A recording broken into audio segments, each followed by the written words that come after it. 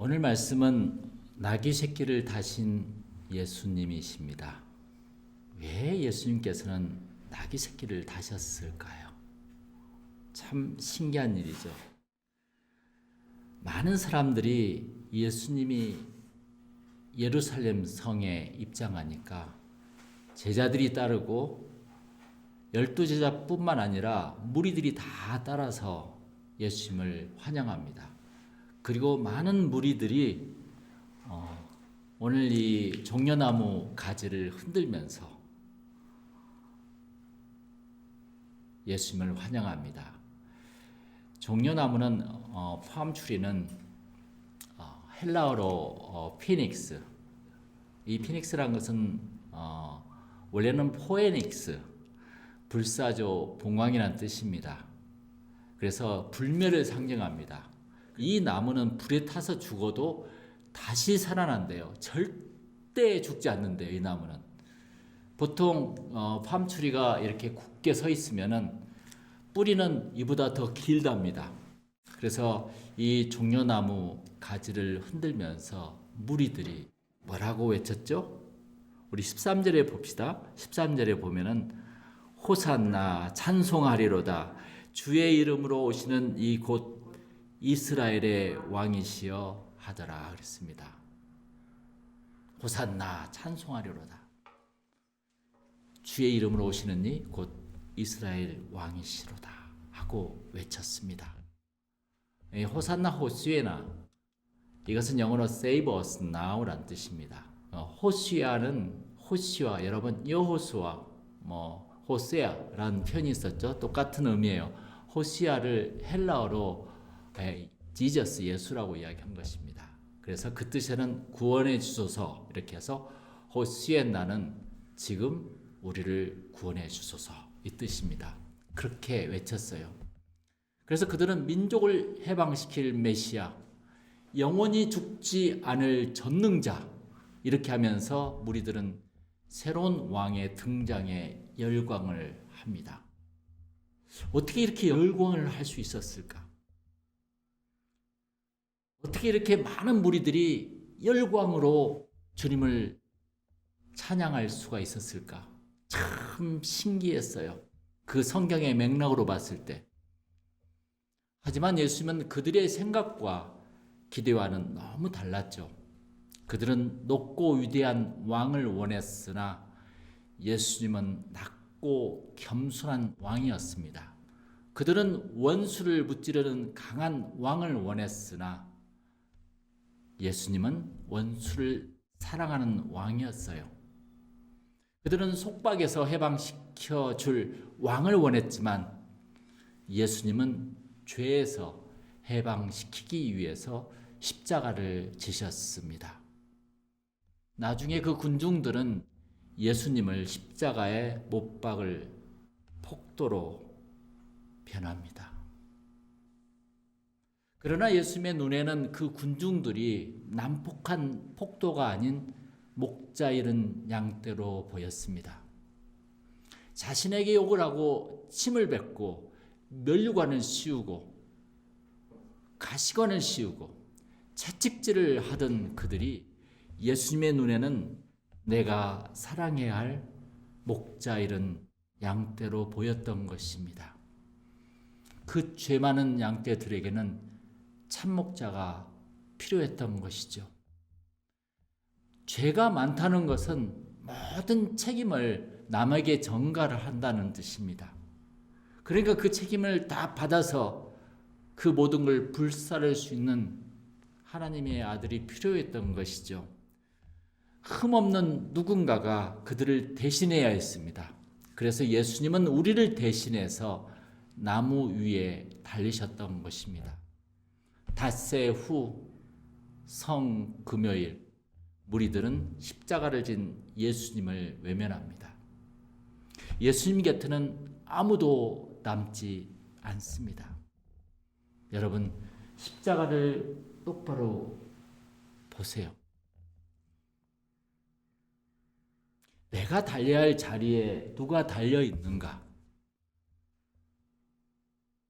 죄 많은 나를 대신해서 예수님이 달리셨지 않습니까? 이 십자가가 우리를 향한 무조건적인 사랑, 한마디로 홀리 크로스라는 것이죠. 그런데 우리는 아직도 이런 마음이 있어요. 예수님, 십자가에서 아프시더라도 오래오래 좀 계셔 주세요. 그래야 우리가 그 덕으로 좀 편히 쉴 게 아닙니까? 얼마나 사악한 말입니까? 우리는 이렇게 묵상하죠. 그런데 오늘 말씀에서 좀 이상한 것이 하나 있어요. 한번 볼까요? 14절에 보면은 예수는 한 어린 나귀를 보고 타시니 이렇게 나와 있습니다. 예수님이 백마가 아닌 나귀 새끼를 타신 이유는 무엇일까요? 나귀 새끼를 탔다는 것인데 그 이유는 심플합니다. 너무도. 마태복음 21장 4절에 이렇게 나와 있습니다. 이는 선지자를 통하여 하신 말씀을 이루려 하심이라 이렇게 말씀했습니다. 마태복음 기자는 성경 말씀을 이루기 위함이었다고 기록합니다. 예수님처럼 인생은 한마디로 심플하게 성경 말씀을 이루는 것입니다. 나귀 새끼를 타신 예수님의 모습은 참으로 초라하셨을 것입니다. 여러분 한번 상상해 보세요. 16절에 보면은 제자들은 처음에 이 일을 깨닫지 못하였다가 예수께서 영광을 얻으신 후에야 이것이 예수께 대하여 기록된 것임과 사람들이 예수께 이같이 한 것임이 생각났더라 이렇게 말씀했습니다. 처음에 왜 이래야 하는지를 제자들도 깨닫지 못했었어요. 제자들도 이해하지 못한 이 우스꽝스러운 모습이었으니까요. 제자들은 창피했을 거예요. 예수님이 나귀 새끼를 타고 가니까. 그런데 예수님은 말씀을 이루기 위해서 하나님이 시킨 대로 한다는 것입니다. 마태복음 21장 5절에 스가랴 선지자는 겸손의 나귀 새끼를 타신다고 말씀했어요. 그래서 나귀 새끼에 한마디로 겸손이란 말을 씁니다. 예수님은 겸손을 상징했다는 것이죠. 우리는 허름한 중고차보다 최신형 차를 타고 싶어 해요. 솔직히. 우리는 허름한 월세집에 사는 것보다 이왕이면 고급스러운 주택에서 살고 싶어 해요. 이처럼 우리들의 욕심은 끝이 없습니다. 그러나 예수님은 어떻게 했을까요? 백마를 타실 수 있지만 겸손의 나귀 새끼를 타셨다는 것입니다. 그 나귀 새끼를 타셔도 우리들을 구원하시는데 부족함이 없으셨다는 것입니다. 믿습니까? 놀라운 일이죠. 모든 것은 하나님의 은혜인데 우리는 항상 나의 성취, 동기, 조건, 좋은 환경, 좋은 여건에서 모든 걸 하는 것을 더 큰 원칙으로 보는 것입니다. 여러분, 나나 나의 자녀들이나 그리고 나의 이웃들, 우리 모든 공동체 사람들, 어떠한 여건일지라도 주님께서는 은혜로 그들을 다 변화시킵니다. 믿습니까? 우리들을 힘들게 하는 것은 나귀 새끼가 아니라 백마를 타고 싶은 욕심과 교만이 항상 있어요. 그것이 나를 괴롭히는 것이죠. 왜 예수는 나귀 새끼를 타고 갈까? 제자들은 참 궁금해했었죠. 예수님은 자신의 목적과 꿈을 이루시는데 나귀 새끼로도 충분하셨다는 것입니다. 예수님처럼 인생은 말씀을 이루기 위해 심플하고 겸손하게 살아가는 것이 최선이라는 것을 오늘 말씀에서 보여주는 것입니다. 예수님께서 그렇게 예루살렘에 입성하는 것입니다. 여러분, 나귀 새끼를 타신 예수님의 표정과 모습을 한번 상상해 봤어요? 예루살렘 입성은 고난과 배신 그리고 십자가 죽음의 화려한 전주곡이었어요. 예수님의 표정과 모습은 마치 서커스단의 피에로 같았을 것입니다. 제가 언젠가 한국에 있을 때 제가 서울에 있는 그 백화점 앞을 걸어가고 있었어요. 어느 날 길을 가고 있었는데 사춘기의 딸이 엄마에게 분을 못 참고 욕을 퍼붓고 화를 내면서 엄마를 학대하고 있었습니다. 그런데 엄마는 그래도 웃으면서 딸을 달래고 있었어요.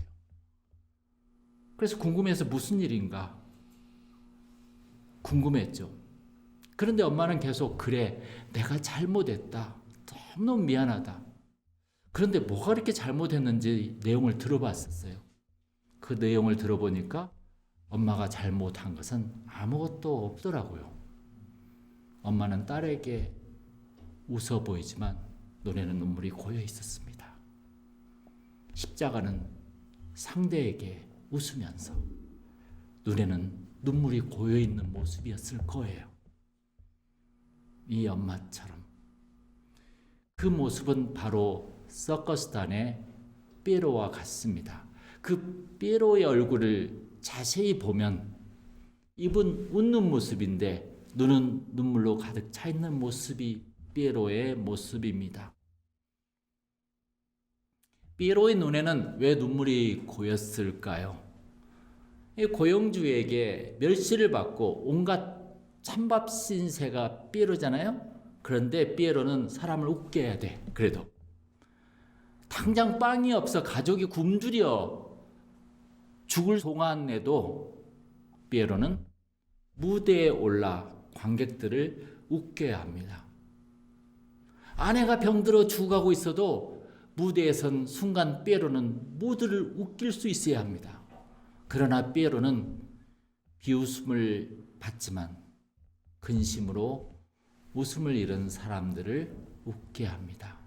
그는 절망과 좌절에 주저앉은 사람을 웃게 하고 살아갈 힘을 갖게 해주는 것이죠. 이게 삐에로의 인생이에요.